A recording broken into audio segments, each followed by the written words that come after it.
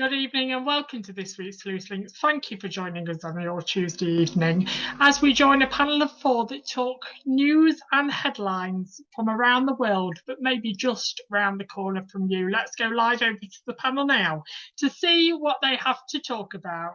Over to you guys. Enjoy the show.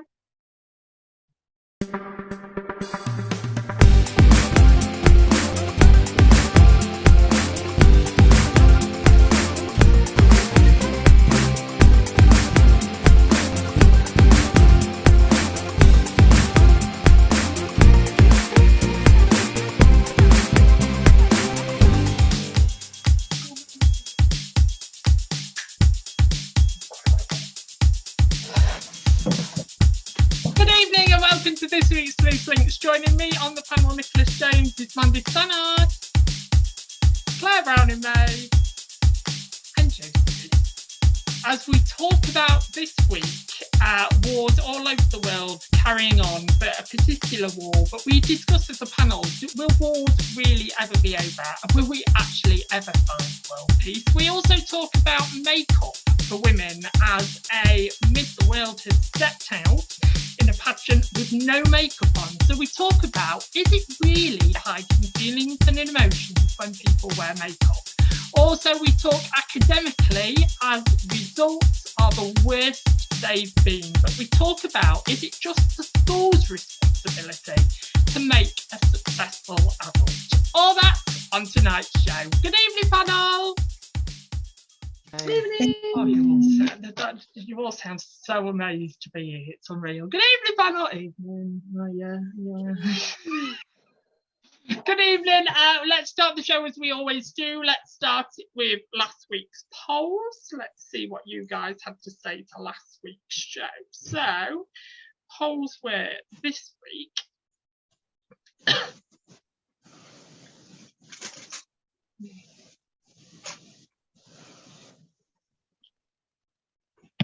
So, first poll, do you believe in once you've done crime for time, you should be forgiven and it should be forgiven and forgot?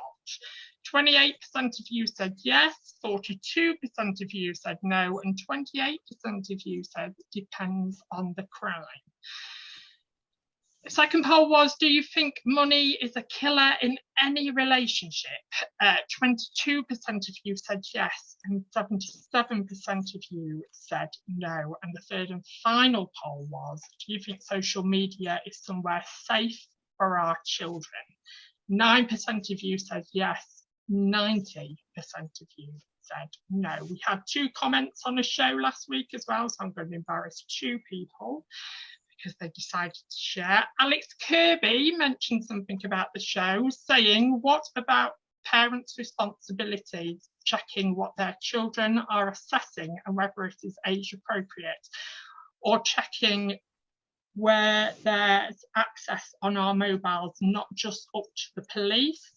And CJ Will Writings has put, the friend and the bill depends which friend and how they've acted in the past. Thank you for commenting. That was obviously on our topics last week. Thank you for commenting. Remember to put your comments because it's just as important because you are the 5th panel member. Now, I am going to ask panellists to smile this evening because we all look a little bit serious.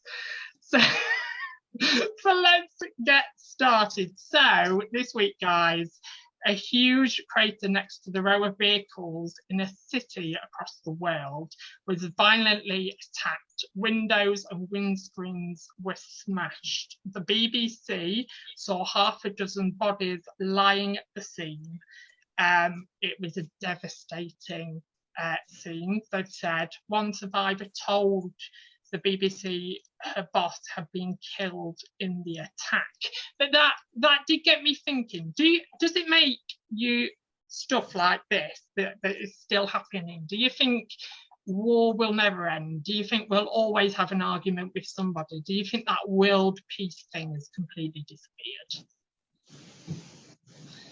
Yeah, definitely. You know, it does make me mad.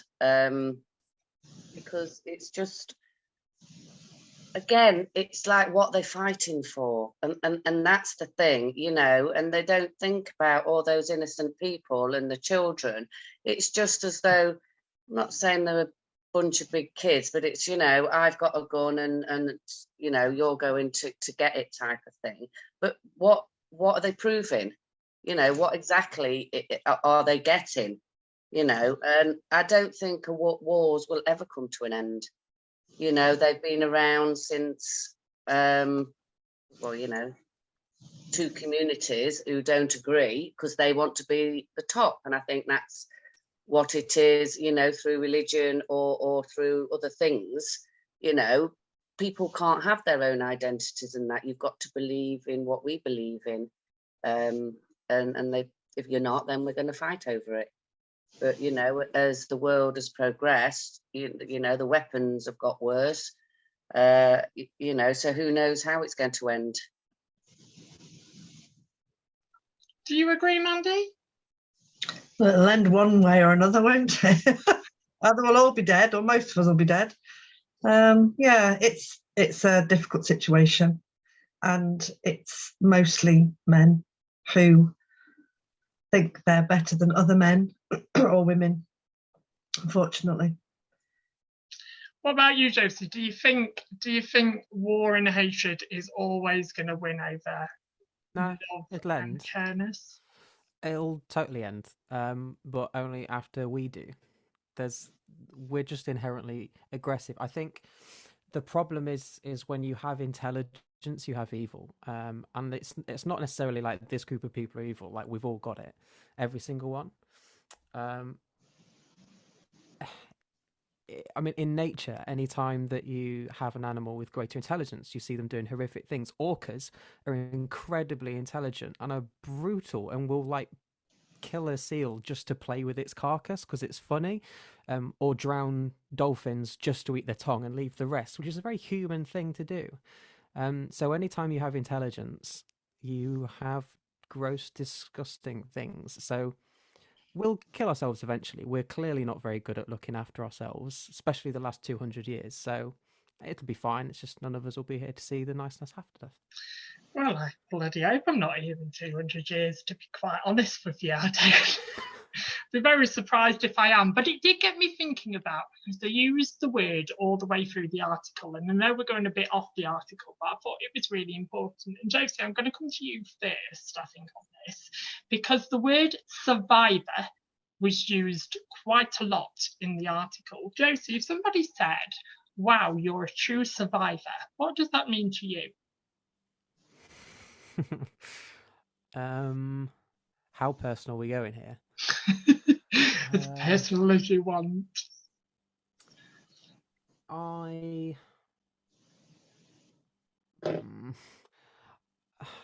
am very tired.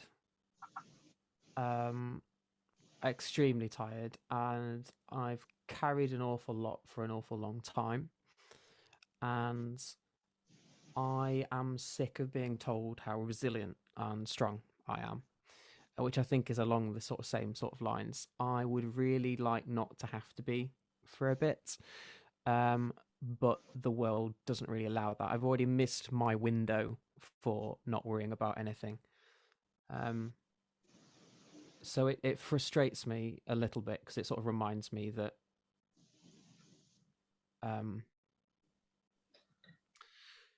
it's tough. It's tough, but I don't really know how else to phrase it, if I'm honest. Claire, do you find that word, if you ever told anybody that, wow, you're a survivor in my sort of eyes, or has anybody ever discussed that with you in your personal life and you being a survivor? No, not really. Not that word. I think I'm more surviving rather than a survivor. You know, because I just think every day there's a new challenge ahead. You know, whether it be through work or with family. And I think we're all just trying to survive in whatever our life entails, you know. So I probably know a few survivors, but I don't think I've actually said the word, oh God, you know, you're a really good survivor, you. you know. But yeah, I'm surviving rather than a survivor, which is not a bad thing, you know. It's just trying to get through each day the best that you can. So really, you know, I am a survivor. If you don't mind me asking, when you say that you say you're not necessarily a survivor but are surviving, by that, are you implying that you don't necessarily define yourself by the stuff you have to deal with on a daily basis? It's part of it. Yeah, it's tough. I've been on my own for 14 years. I had a 10-month-old and a 4-year-old who had got cerebral palsy. So every day from there, I had no family help because they lived 20 miles away. So I've sort of brought them up the best I can. And I'm in my 5th year now of going back to work, and, you know, trying to juggle teenage children as well as myself, because I have some really bad days. So for me, you know, each day is a new day, and it does come with its different highs and lows. And it's how myself as a person deals with that. And I have come a long way, but I still am not happy within myself. I need to find me, I think, because I have lost me along the way. But the job helps because, you know, I'm separate then from being Claire the mum to Claire being at work. So yeah, it is difficult, but like I say, I just try and think of the positives and try and take each day as it comes, and, you know, just go like that. Thanks for sharing that, Claire. Thank you. But Josie, I think I slightly agree with you. I hate the word survivor. Only personally, I can only go on a very personal journey. But as I've talked in the show before about 2012 and being in a domestic abuse relationship, if somebody called me survivor, I didn't like it, and I don't know why. If somebody puts me on the spot and says, well, you are a survivor, you survived it. Yes, I survived it, but I more think of it as living proof, almost just living proof that you can get through it and you can get to the end of the journey and you can get out of it. And yes, it's hard, and yes, Claire, I think we all go through that mountain of not believing in ourselves. And actually, when people, because many people know I go to church every week, and it's said in church most weeks that one line that I can't stand is love your neighbours as much as you love yourself. Well, in my head for years and years and years, how can I love my neighbour when I don't love myself? I was going to say, easy. I just hate everyone. Yeah, right. I can't balance that out in my head. But I have got to a point now where I can look in the mirror and go, I like what I see. I might not love what I see, but I like what I see, and I'm slowly building on that. So, what about you, Mandy? Have you ever seen yourself as a survivor? No, I think I agree with Claire. You just get through each day and you get to the other end and you get up the next morning. And yeah, I don't like the word survivor unless you've been in that context, in a conflict, a large conflict with other people, or in a plane crash. You know, you've survived a plane crash or you've survived a trauma. But you wouldn't necessarily describe yourself as a survivor. So. Weird, isn't it? But let's move on from that topic. But remember, you guys can join in with our conversations on many of our platforms. So please join in. See what you think. Do you think what recognises you to be a survivor? Tell us what you think, because it's important you have your say too. So let's go from one topic to a very, very different topic, panellists. Miss England contestant has brought the spotlight to the competition after becoming the first contestant to complete the pageant without any makeup. It's in the 94th year of history of the pageant, has never been a faced contestant. And the move has gained a flood on social media platforms. The 20-year-old student from London decided to enter the competition without any makeup, as she felt it would be a good platform to promote inner beauty and challenge the standards on social media about beauty. Now, panel, do you think this is good to see, actually, in such a big pageant that it is, the world pageant? Do you think it's good to see just somebody stepping out in the spotlight as them, not beautied up, not make-upped up? Do you think it's something that should continue in the future? It is a start, isn't it? You know, but there's a beauty standard, I suppose, through the media, but not in everyday life. And yeah, I think you don't have to wear makeup. And for some people, I think people would disagree with that, Mandy.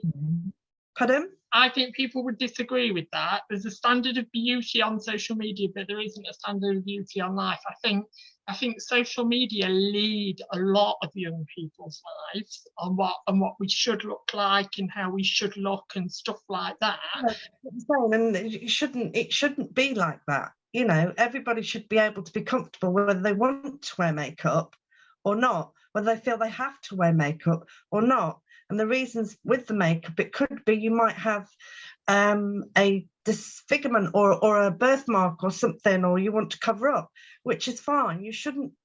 It's difficult because you don't want to feel bad for having to wear makeup or wanting to wear makeup, but you shouldn't feel bad for not wanting to. And it shouldn't be like you see on the media and on all, you know, everything like that, you know, where beauty is this image of a flawless skin, a fantastic body, and probably no brains, because a lot of them come across like that. But there's so many wonderful women out there with makeup, without makeup, absolutely looking stunning, all themselves, size 10, size 22, whatever, you know, 4'5" or 6'7", you know, we all come in different packages, and it, you know, you can be the most beautiful person or handsome bloke on the planet, and you open your mouth and you're just a complete arse, you know,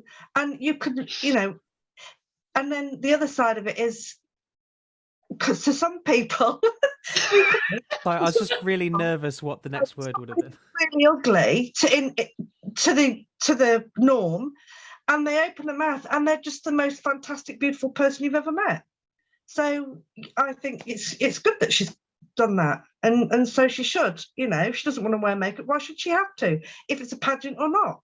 Do you think it's society that pushes women into thinking, women, men, everything in between, on that we should wear makeup and this is how we should look? Yeah. Do you think it's society's pressure? Yeah. Go on, Claire. Well, I personally, yeah, you know, it is pressure. I mean, and also a lot of people do look a lot better, you know, especially as you get older and the wrinkles start to come, you know. You see me first thing in the morning with no makeup on, you know. But anyway, you know, these are young, you're talking young pageant women who you would think would be beautiful, you know, without. And I think she's very brave to do what she's done. Yeah. You know, I haven't seen a picture of her or not, but then she's going to be judged, you know, for not wearing makeup. And I bet she looks totally, you know, if she's brazen enough to do a pageant like that with no makeup, I bet she is stunning. So for her to put makeup on, I think it's marvellous. But going back, it's the media, you know, everything is... Claire, just a quick question. What defines stunning? Me. Yeah, Josie, I mean, look, how stunning. Love the plaits. Love the eyeshadow. Lovely. Josie. Sorry? Josie, do you think it's true, though, what people say, that sometimes makeup is a mask? Yeah, this as well. Yeah, but that's not necessarily a bad thing. No. I won't speak on the beauty pageant thing because it's not my place. But makeup for me has very drastically changed. So when because I've socially transitioned fairly recently, so I didn't grow up being exposed to makeup being normal or beauty products, skincare, anything like that. I mean, when I say skincare, I had to be taught that like washing your face with a damp cloth was not washing your face. But makeup used to be in my early days of social transition, very, very deliberately a mask. It was the only way I would pass as feminine in public. It was the only way I felt safe in female spaces, which is ridiculous because women are so welcoming. Whereas nowadays, now the hormones are sort of like rounding everything off and fat redistribution is doing its thing. I'm a bit more confident in myself as well. It's more just there was a marked difference in this last year that I now enjoy putting on makeup and coming up with different looks and styles and seeing what I can match it to and if I can have like a matching but opposing look with my partner or any of that sort of thing. But so I've had two very different experiences with makeup and they're both fine. There's nothing wrong with wanting to have a bit of a mask against the world. The world's a very nasty place a lot of the time. But it's also fine if you just... Some people just really enjoy wearing makeup. They've got no problem with the face. They just really like it. Do you think, on the other side of that coin though, Joseph, do you think there is a push from society for people to wear makeup? Like I spoke to, I went out with my, I'm sure you won't mind me saying this, but I went out with my best friend a couple of weeks ago for a birthday meal. It was long time, birthday in July, we went out in September. But that's the time we both had. And actually I was talking to him about his partner wife. And I was talking to him about pre-wife and was there when he was young, what he looked for, what he was right into. And he said the major put off for me was women with too much makeup on, too glammed up, too... Well, I mean, I am a woman, but what I don't like seeing now is, a young girl and she's literally probably got fake tan on and caked up, and then she's got these rubber lips, barely any clothes, the boobs are all up here. And like I say, I'm not against it, but I just think that is not a good look, I genuinely... I don't have a problem with any of that, if I'm honest. No, no, but that's, I know. Well, like this is the thing. So, I am really hot to some people. Like, and I mean, like, there are people that would be like, I can't believe it. That's ridiculous. And there are some people that would look at me and go, nah. I'm the same person. I'm presenting the same. I'm wearing the same makeup, same clothes, everything. Like, it's natural that we're all going to like different things. I'm trying really hard nowadays to get out of the frame mindset of going ugh or ugh or like that, because it's not my place. Like if you want like massive lips or if you want to cake your face, and bearing in mind that like when girls are young as well, because I'm doing all this now in my nearly 30s, I'm essentially 14 again. You're still, especially when it comes to makeup, you're still learning all that stuff, and girls nowadays have a bit of an advantage. I know I have a bit of an advantage now learning than I would have done 10, 15 years ago, because I've got such easy access to the internet that I've got literally millions of tutorials for anything I want to do. Whereas before, I mean, my girlfriends would be like testing stuff. I mean, they had like the fluorescent blue eyeshadow thing going on and the nude lips, which is a terrible look looking back now, but at the time was great. And you're just experimenting and learning it. So I tend to not worry too much about that sort of thing and just sort of focus on what makes me happy and what am I gravitating towards, and then just associating with them. But I have to, going on what Claire said, it is the media and celebrity where young girls and men, because that's coming to the fore as well now, where young women and girls feel they have to look like some celebrity and pump their lips or fill their foreheads. I mean, I knew a couple of girls, and they were only late 20s maybe, and they were having lip fillers every other month. And I'm like, why? You look gorgeous as you are, you know. Oh no, I have to do it. And their foreheads. And I'm like, Jesus, look at me. I could probably do with it. But I just don't, I'm not bothered about that side of it. I am what I am. If you like me, you like me. If you don't, you don't. It's tough, you know, on me or them, whatever. But I think it's sad that young women and men feel they have to do that to be accepted, not necessarily by the opposite sex or the same sex, whatever, you know, however you feel. But for society, they think, oh, I'm going to look gorgeous if, you know, like say if I have, you know, a size whatever breast, or my lips are pumped up, or if I don't have any lines. And it's like, well, that's just, it's not real. And I think that is the sad thing, is that when people feel that they have to do that, and that's not it's what they think society needs to see, but it's not necessarily the real them. And the other thing is, we don't want to, as humanity, we don't want to age either. We always want to stay looking young, don't we? Like, I'll admit here, if you look really, I don't know if you can see it here, but if you look really closely here, I have a line that goes from my nose all the way down here. And the amount of times I cover that up when I'm going out now, and it's just one line, that's all it is. But that's all I see when I look in the mirror, is that one line. And I think, right, just need Try to... covering up a whole mustache when you go into the ladies' bathroom. Yeah. Try and do that. But Mandy, would you ever leave the house without any makeup on? Oh, I always do. I don't know makeup on. If I'm going on a night out, I have to put it on because I don't feel dressed. Yeah. I have It's to part of the ritual, isn't it? Yeah, makeup is part of dressing up, getting dressed up to go out. But, you know, if I'm go down to the local shop, or, you know, I might pop into town on a Saturday. Depends what mood I'm in. That's what I feel. That's what makeup should be about. But there are some people. Claire, would you ever leave the house without putting any makeup on? I'm going to see the chickens. I don't need any, because they do recognise me, but it's more my voice. But if I'm going into town, even if it's just my eyes, I've got my mum's features, and I've got very little eyes, so they look like little piggies if I don't. So if I just put a little bit of eyeliner on, and eyeliner. The day I discovered eyeliner, it was an absolute game changer. Honestly, I could not believe the difference. Yeah, so just like one line. But if I go out at night, depending if I'm out, then I'll have it on the top as well. So, you know, I've got like Cleopatra eyes.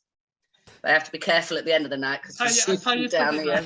The night that you have a night out with Claire, and she says to you, right, Nick, this dress or this dress?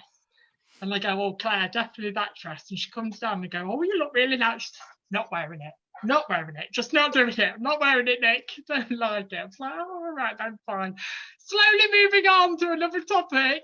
As we keep going through the show, we're talking about benefits, but in a very different way this week. Benefit claimants who are faced a real term cut to the financial support, says Sky News, is leading more to homeless. It has been reported that the ministers are drawing up plans to save $5 billion by increasing universal credit in line with earnings, which could see claimants receiving less.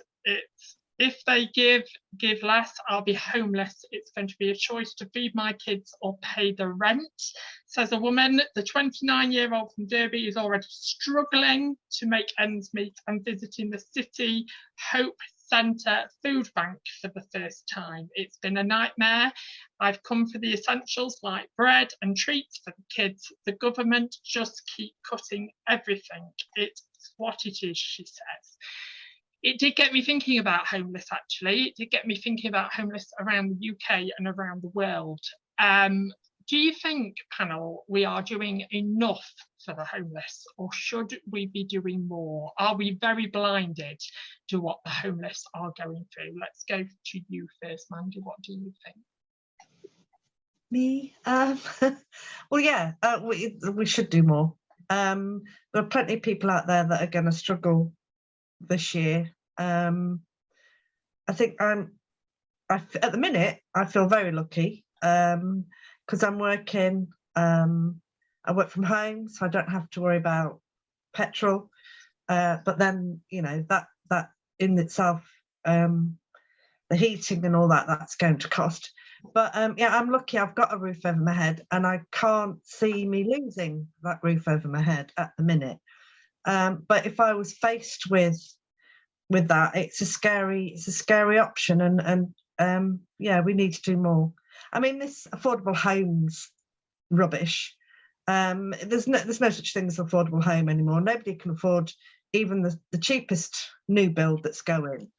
You know, and if you're not already living somewhere, you know, if you're living at the YMCA or whatever, you know, you're not going to get on that ladder. It's hard to get a rented place. There just isn't out there, is it? There's not enough. You know, maybe these government second homes, you know, the MP's second homes. I'm sure that they could, you could put a few hundred people in one of them. So maybe we should use their second homes as for the homeless. What amazes me is how many new homes are being built. You know, around where I live, if I can just travel a few distance, not a lot distance, there or there, and there's houses popping up everywhere. You know, not just you know, 1 or 2 bedrooms. You're talking, you know, big houses. Not homes, are they really? They're They start £130,000 for a 2-bedroom place. You know, that's not a starter home. And that's what I'm saying. I don't know how the companies can afford to build them and then fill them, but they do. You know, so like I say, you've got all these homeless, but also around the country there is lots of empty properties.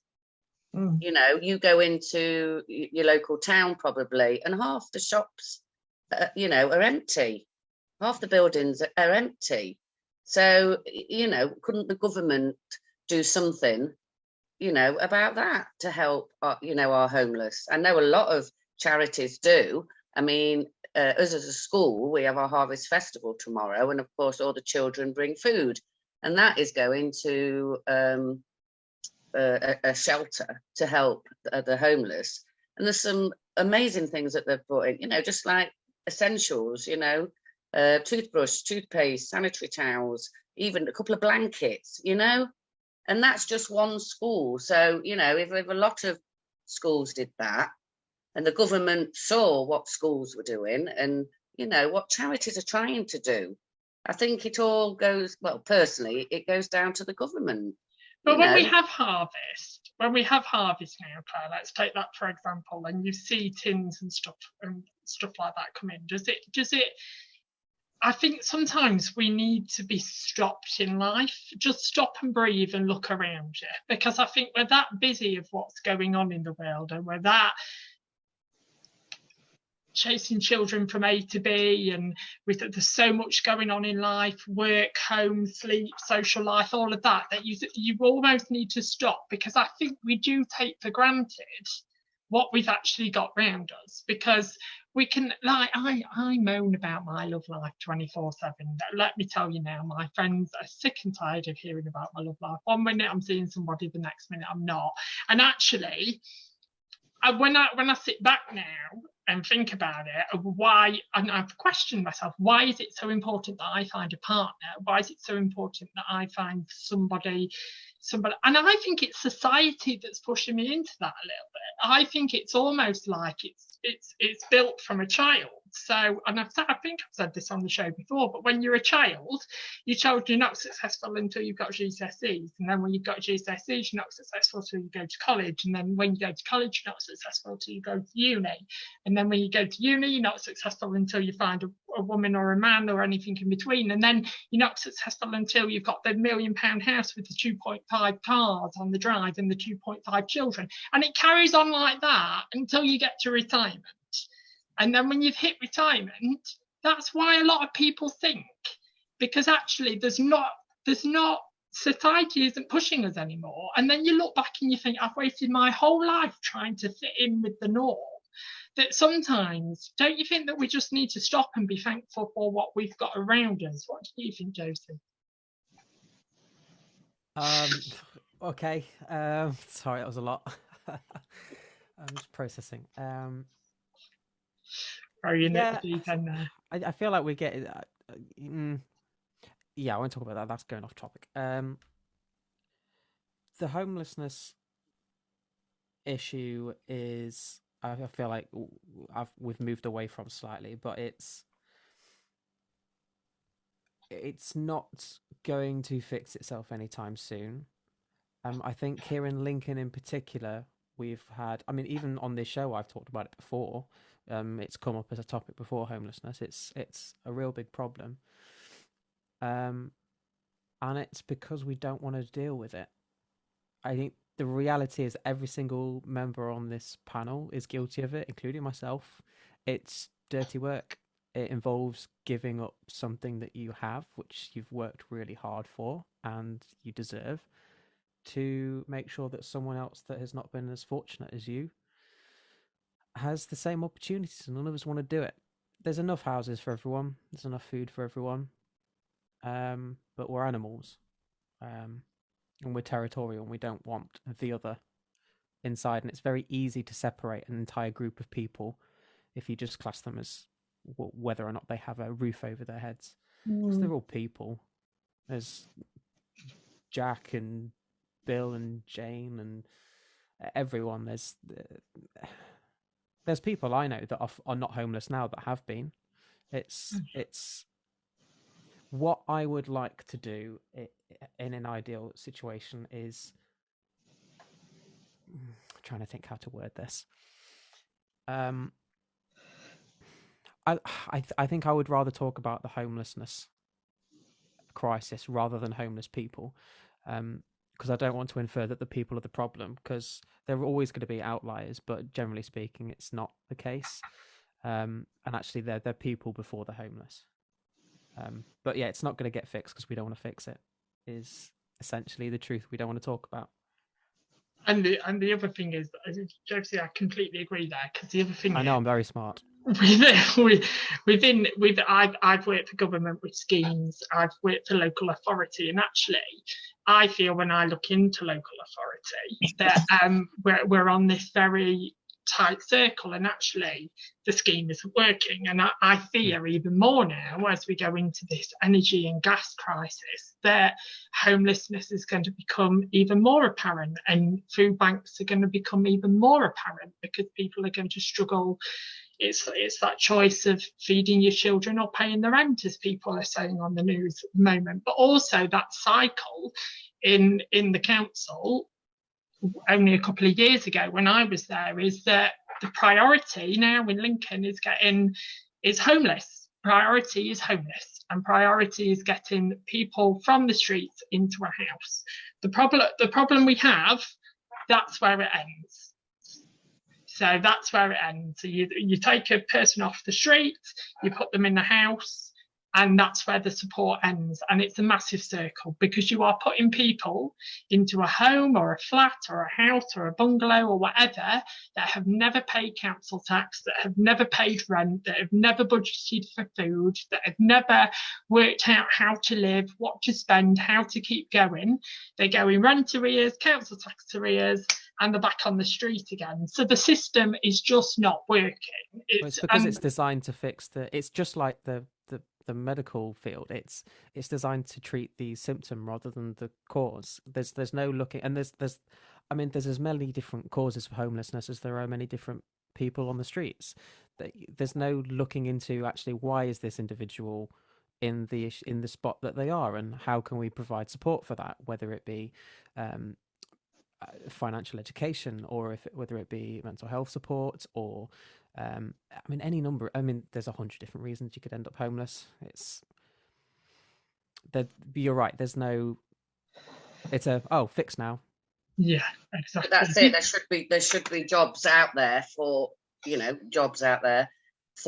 somebody to do that. Like you say, they've literally got them off the street. They've put them somewhere.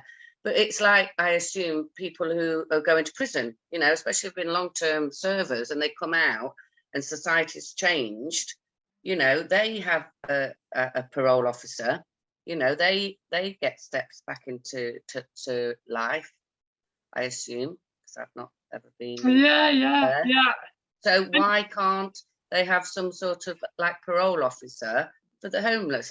Not call it parole officer, but just somebody to nurture them, to help them get them back on their feet. Yes, they've got them off the street, but like you say, it doesn't end there, because they've got all these things that don't know how to deal with, and it's difficult. And the frightening thing is that I think Josie's right. We're nowhere near to being clearer. And what scares me when I really think about it is I've put here within the next 5 years, but I can see it being the next 2 to 3 years. This is going to get worse. This is going to get a hell of a lot worse, because we've had to. It's come to the extreme where we have to think about, maybe one day there won't be any gas. Maybe one day there won't be any electricity, and it's almost like we're preparing ourselves for the worst. If it makes you feel any better, one day there won't be any people either, so it's probably yeah. Oh, don't I just cheer us up on this panel? I think Josie's on a rampage to kill us all off, aren't you, Josie? I swear to God, if I was provided with a button that killed all human life, I would say my goodbyes and press it. And that's Josie saying they love you very, very much. With the worst thing about this earth, by far. We suck. We might look cute and make decent music, but we suck. But again, going to the homeless, majority of people say, it's not my problem. Yeah, that's it's not my problem. Somebody else is dealing with it. Let somebody else deal with it. We do that on a lot of things, actually. We pass the buck all the time, don't we? None of us want to take responsibility. But let's go on a slightly different topic now. Let's talk about home life and home technology, and how home technology can listen to you. So there was a story this week that the unfortunate position of a woman claims to have found herself after her mom introduced her to her new boyfriend, and she was left horrified when she realised who the man was. The 23-year-old woman said she had slept with the 49-year-old man a few years last year, and her mum had no idea. Also, as it went through the story, it talked about, let me just make sure that I've got this right before I move on. Completely got that story wrong. That story's in a little while. This is about a mum that's introduced, her daughter introduces her mum to a new boyfriend, but realises that mum had slept with said boyfriend a couple of years before. So do you feel with friends and family there should be a line that never should be crossed? Let's go to you first, Mandy. So if your daughter came home tomorrow and said, Mum, I just want to introduce you to my new boyfriend, and a couple of years before you realised you slept with that said boyfriend, how would you feel? Lucky that I slept with somebody a couple of years. To be honest, no. No, that's just not on. No, I wouldn't be comfortable. You're right there, Jess. No, it's no. I couldn't. I don't, what do you say? I mean, I wouldn't know what to say to my daughter if that happened. Or what would she say to me if it was the other way around? I mean, it's just weird. You know, when people say like, though, I know I'm gender sizing you, sorry, Joseph, but you know when people say there's girl code, and you should never cross that girl code. So Claire, you have a best. Same with men. Yeah, there's a bro code. But you wouldn't sleep with your mate's girlfriend, and you wouldn't, or women, you wouldn't sleep with your mate's boyfriend, whatever. It's across the board, isn't it? I mean, unless you're in an open relationship and there's several of you and you're into swinging, you wouldn't, it's just not. Oh, each their own. Each their own. I wouldn't be comfortable. It's all right being comfortable though, but if you didn't know, you know what I mean, all of a sudden you're washing pots and daughter comes in, Mum, I just thought I'd bring you Fred to say hi to, and you turn around and it's like, Fred. Now, what do you say? Do you go, hi, Fred? Or do you go, I know this, daughter, here's some ice for later, you'll need it.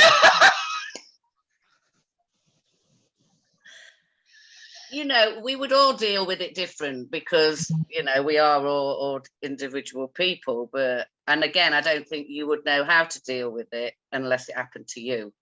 You could be on a good day, you could be on a bad day, So if it never happens to me. Is it quite... See, I don't really want to admit this.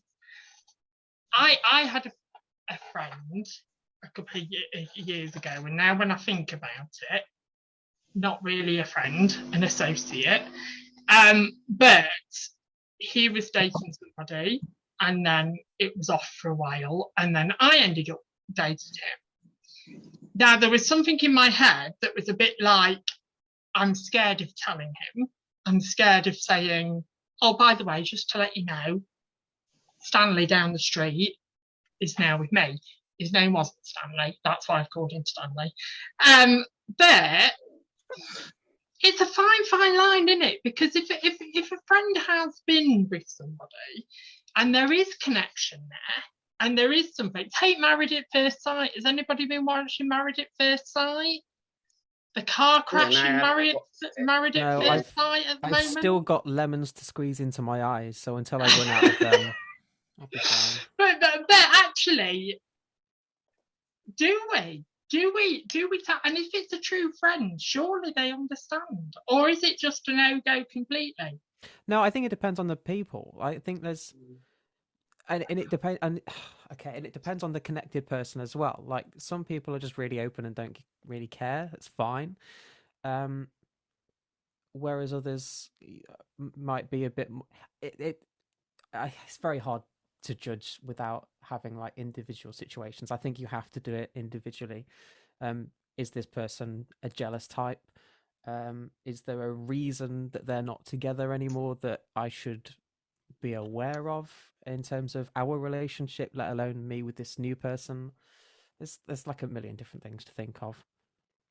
It's a very good politician's answer. It doesn't really actually say anything, it's like, talking about relationships though, in the year of 2022, do you think marriage is an old-fashioned thing nowadays? Do you think people, I hear more when people talk about marriage now, if it's only a piece of paper, then actually people, even the word commitment, I find when I talk, I'm not part of the young team anymore. I'm 32 now. But when I talk, no, I'll change that. I'm 24 now. But when we talk about the young, when I talk to the younger generation and stuff like that, people don't want to commit. But the word commitment is massive. Actually, if they commit, they're solid to, unless, as Mandy said, it's open, but they're solid to one person. And actually people are getting bored and people are exploring a little bit more and stuff like that. So is commitment going out the window? Mandy, let's go to you. What are you like with commitments? Not good. I don't think it's necessarily going out the window. There's always been people that don't want to commit and that, they don't want to get married for whatever reason.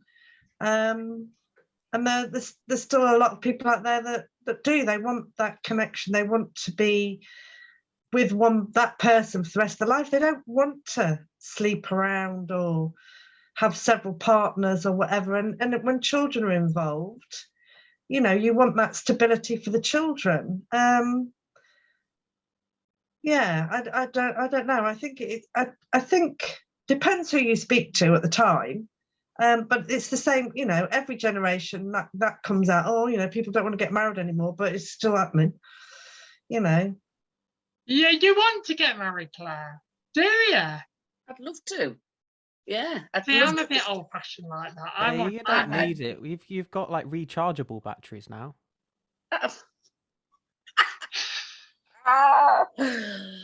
Yeah, but they're noisy, and the kids are still live at home with the kids. So is a bloke. Anyway, moving on. Yes. It's not about that, is it? It's about being with somebody. It's about connections. It's about, you know, yeah, holding hands, hugging, watching the television together, you know, arguing. And you can do that without being married, but I just think, you know, that commitment, and that's why I'm not really up for like married at first sight, you know, because you just go in off some, what's the word, gurus, is it? But, you know, I've got your details and they're trying to match you. Well, algorithms, isn't it? It's like, well, you like that. And Mandy, I do need to confess that I've signed you up for next year. Nobody will want to stay married to me, mate. I'm too opinionated, I think.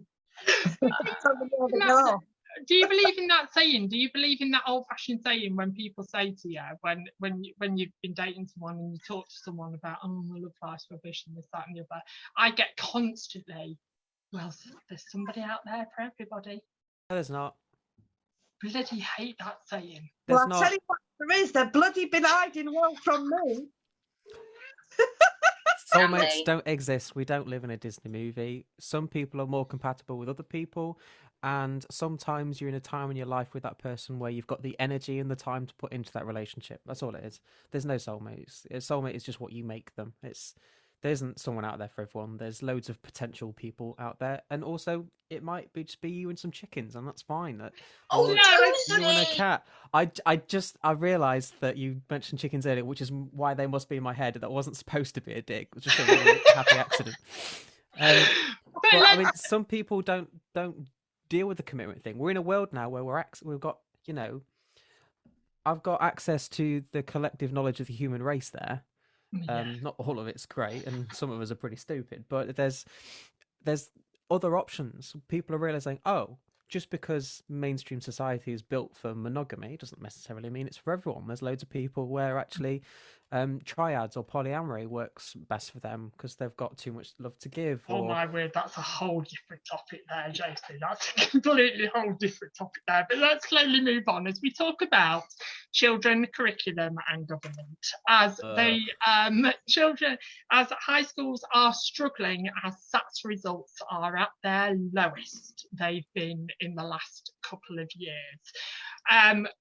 News and government are putting it out to COVID because children have been out of school, and actually schools are playing major catch up, but they're the lowest they've ever been. But it did get me thinking about, do you think there needs to be a balance between school and home for a child to be successful?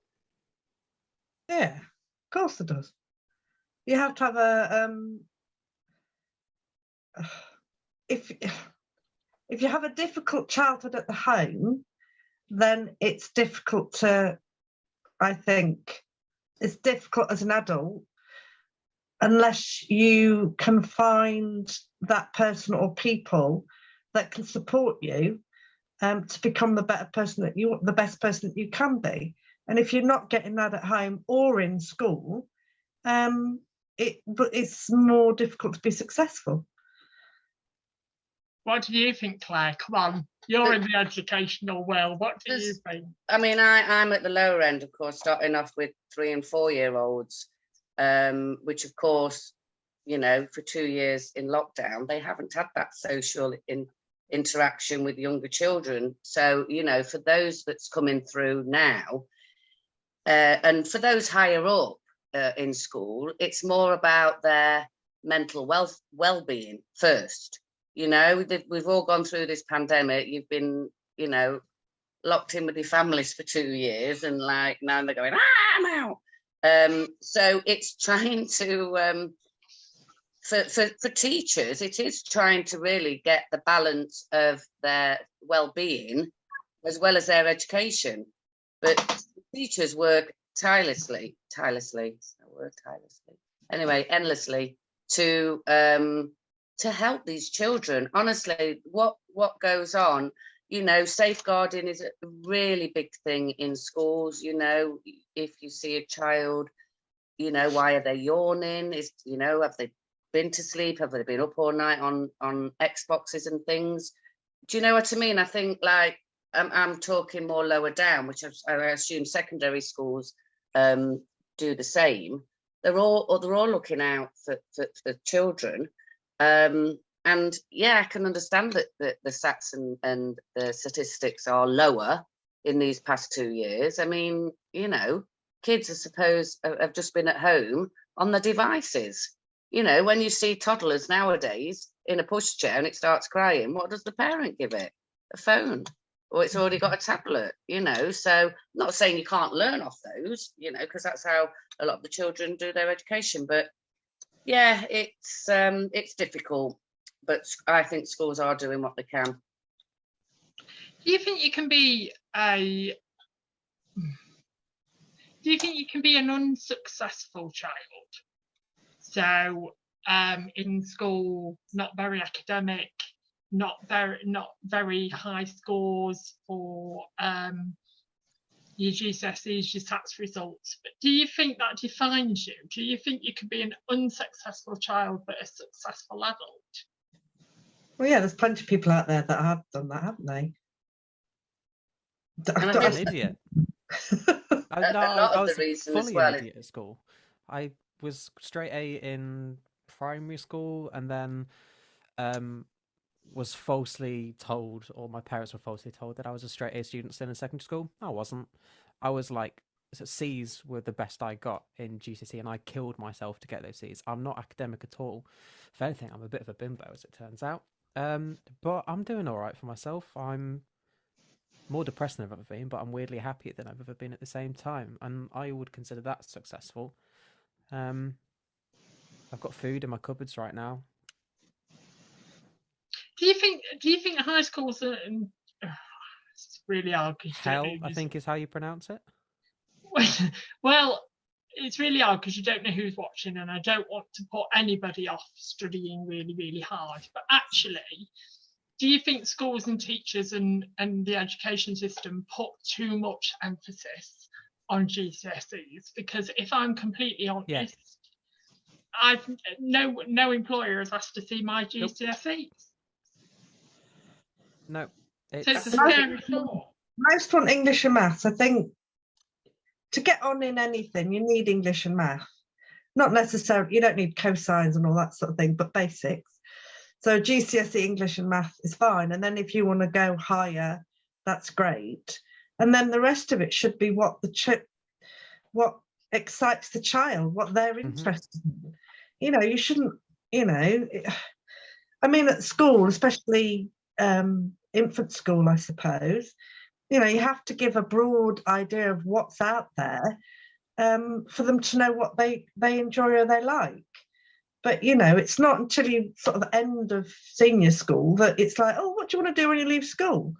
And, you know, you've got no idea. You know, you don't know. I mean, I don't know whether it's being a bit dim, but, you know, I didn't think when I left school, you know, who was behind the camera of a film. You know, I didn't know there was jobs. I knew there was actors and actresses, and I didn't want to be one of them. But I didn't know there was jobs behind the scene, or it didn't occur to me. Obviously there was, but it didn't occur to me that, you know, it doesn't occur to you what other jobs are out there. You're not told about this until you've done all your education, basically, unless you're going to A-level or university. I've, to be honest, I've got a bit of a secret. I've got Mandy's report here from this is Mandy's report from her head teacher, and it said the head teacher asked her, "What would you like to be, Mandy Stannard, when you're older?" And she said, just love to be a Loose Links panelist. Yeah. That's what I dream to be. I just Yeah, want and that's it. I've reached the pinnacle of my career. Yeah, exactly. But that moves us on to another topic about relationships. See what we think to this one, people. A woman was revealed how she was caught her unfaithful partner in the act of cheating, thanks to the recording found on the Amazon speaker, a function that she had no idea existed until she started doing some digging. Many of us have smart speakers in our home thanks to the handy voice control features and quality sounds. While Amazon's voice assist Alexa may become a staple in your household, few people know that these smart devices record sounds across your home, leaving key evidence for people like this woman who came across more than she bargained for when checking the recordings. So, do you think it's really healthy to have technology that listens to us all the time? About you, Claire, there, is there many buzzes when you ask what your Amazon Alexa's been listening to? I don't have one of those. My son's got one, but So there's one in the house. It's so wrong. That's as in an Alexa. Shh, stop it. Although he is 18. Stop laughing, Mr. Nicholas. Come on. Sorry. Actually, the other day I watched a film on Netflix about, it wasn't called an Alexa, it was called something else. And that same thing happened. An abusive thing went on, a partner, and killed her. And that was all on this thing. And this girl unsiphoned it because there's so many different things you could do to block out different sounds and get that sound in. But yeah, it's technology, isn't it? And I'm way old school on technology. I don't understand it. Anyway, so I don't really have a lot of technology in my house if I can help it, because I don't know how to work it. But what do you think about technology listening into everything, Josie? I don't really care. Like, I mean, whoever, if everyone has like an assigned agent listening to them, mine is just going to be really horny all the time and very worried for me, I think, essentially. But it doesn't really matter. It is creepy and it is weird, but there's a lot of that in the world, and it doesn't really faze me. Like, I'm not planning any terror attacks or school shootings or anything like that, so it's not like I'm worried about anything getting picked up. Or they're just gonna know things like I'm scared that I've been pronouncing Worcestershire sauce wrong my entire life, like that sort of thing. Does it worry you though that some technology like that now is telling people not telling people, but giving evidence to people that a partner's cheated, like one of those? No, but it's because I'm not a cheat. Well, no, but not that's it. That's good. Yeah. Well, yeah, not so much that, but I don't think I would ever put my Alexa in the bedroom now. Do you know what I mean? You're missing a trick. I think the Alexa's staying way downstairs where it can't hear anything. Hey, Alexa, play BDSM playlist. Yeah, exactly. That brings us to the end of this week's show. Thank you for watching us this week. Thanks for that one-liner right at the end there, Josie. Absolutely amazing. Wrapped up the show in it all in one. But that's the end of this week. But can you thank my panel who's kept you entertained this evening? Joining me on the phone, my goodness me. We talk about an Alexa speaker, and then Mandy brings the pussy on the screen. Whatever next. But thank you for joining us this week. Joining me on the panel, Nicholas James, was Mandy Stannard, Claire Browning-May, and Josie Reese. We'll see you next time, same place, same time, and remember to stay loose. See you next week. Take care. Bye-bye.